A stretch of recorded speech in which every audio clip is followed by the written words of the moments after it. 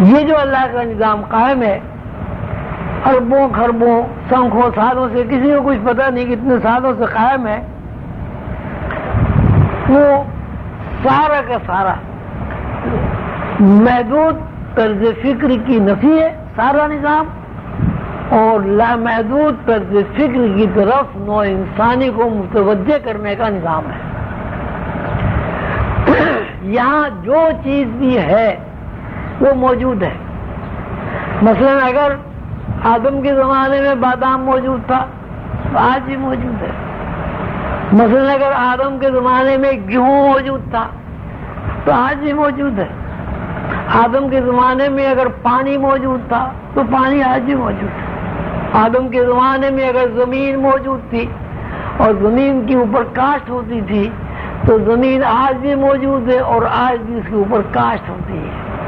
اس کا مطلب یہ ہوا کہ آدم سے لے کے اب تک خربوں سال گزرنے کے باوجود یہاں ہر چیز مسلسل متحرک ہے، اور یہ متحرک ہونا اس انرجی کا، اس توانائی کا وصف ہے جس کو ہم روح کا نام دیتے ہیں۔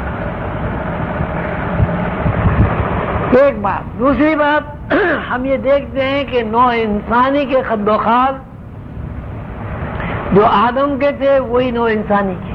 یہ تو ہو سکتا ہے کہ خد کم ہو گئے ہوں یا خد و خال میں کچھ کمی بیشی ہو گئی ہو، لیکن انسانی خد و خال جو آدم کے تھے وہی آج تک ہیں، جو بکری کے تھے وہی آج تک ہیں۔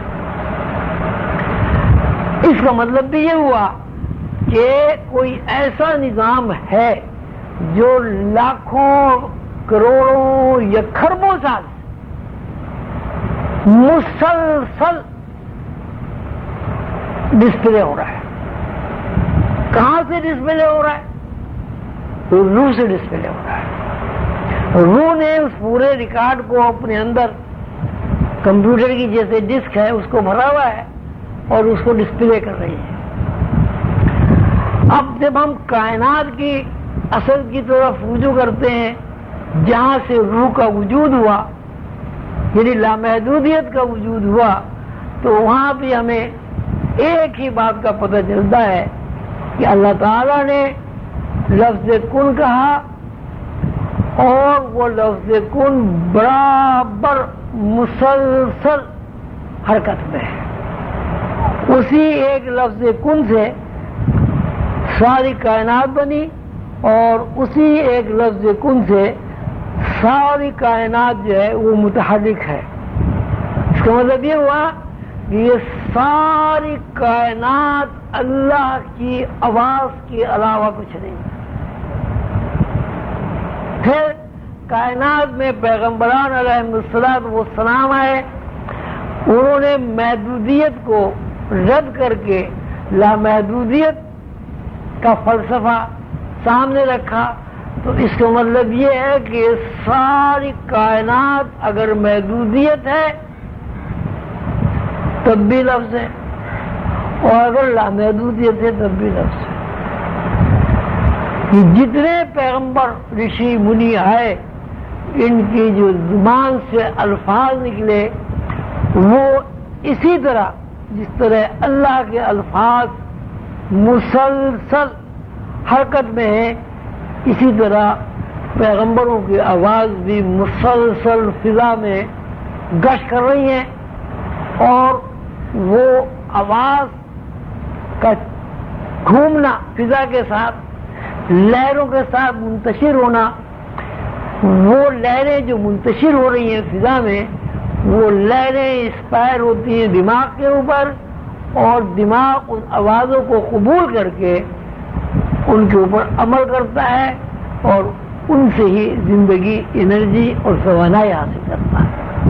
یہ ساری کائنات دراصل اللہ کے آواز ہے، اور یہ ساری کتابیں اور سارے مذاہب اللہ کے برگزیدہ بندوں کی آوازیں ہیں جو روشنی بن کر تمام عالم میں پھیل رہی ہیں اور روشنی بن کر انسانوں کو انسپائر کر رہی ہیں، اور یہی روشنی ہے جو انسان کے اندر محدودیت اور لامحدودیت، فنا اور بقا کا فلسفہ منتقل کرتی ہیں.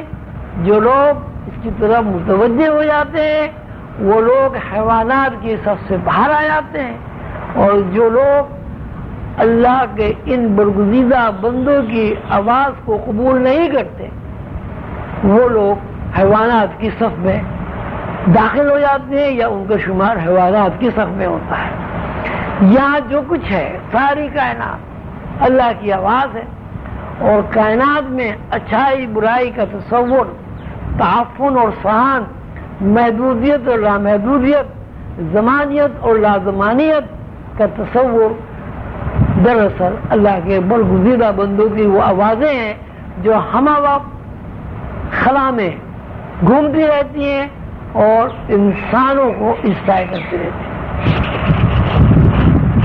کوئی انسان اس حد تک ان جسمانی تقاضوں سے، جسمانی محرومیوں سے، جسمانی توقعات سے اور جسمانی محدودیت سے آزاد نہیں ہو سکتا جب تک وہ ان آوازوں کی طرف متوجہ نہ ہو جو اللہ کے برگزیدہ بندوں کی آوازیں ہیں اور جن کے نام روشنی کے علاوہ ہم کچھ نہیں رہ سکتے. روحانیت ہمیں درس دیتی ہے کہ محدودیت سے نکل کر لامحدود دائرے میں قدم رکھا جائے، اور لامحدود دائرہ ہی وہ دائرہ ہے کہ جہاں انسان اپنی روح سے واقف ہو سکتا ہے اور اپنی روح کو دیکھ سکتا ہے.